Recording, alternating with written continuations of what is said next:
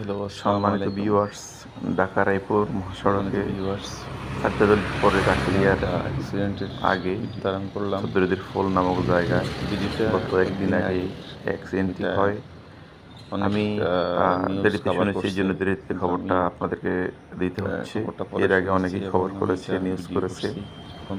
অনেক অনেক এটা মুখোমুখি চ্যানেল সংঘর্ষ নিউজ হয়েছে। করেছে। এটা পেঁয়াজের তারপর ট্রাক আমি এবং একটি যাওয়ার পথে কাভার্ড দেখলাম ভ্যান যে অ্যাক্সিডেন্টটা রাস্তার সংঘর্ষ পাশে হয়েছে। কাভার্ড ভ্যানটা ট্রাক নিয়ে পড়ে আছে, গেছে এই জন্য এখন। ভিডিওটা করলাম। ট্রাকটা পড়ে একটা আছে পেঁয়াজ ভর্তি পাশে। ট্রাক ছিল, এটা পেঁয়াজ ভর্তি ট্রাক ছিল। কাভার্ড ভ্যানের সাথে ঢাকা চট্টগ্রাম মুখোমুখি সংঘর্ষ মহাসড়কে হয়ে কাভার্ড রাখালিয়া ভ্যানটি থেকে দৌড়ে রায়পুর মুছতে যায়।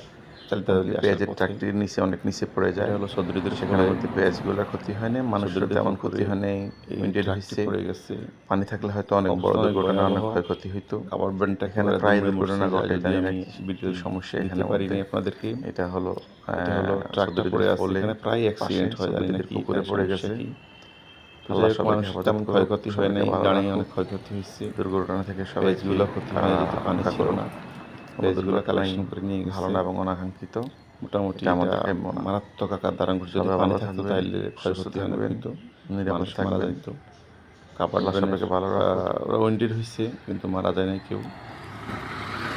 যাই হোক, এটা হলো, আল্লাহ সবাইকে হেফাজত করুক, আসসালামু ভালো আলাইকুম রাখুক। রহমতুল্লাহি ওয়া বারাকাতুহু।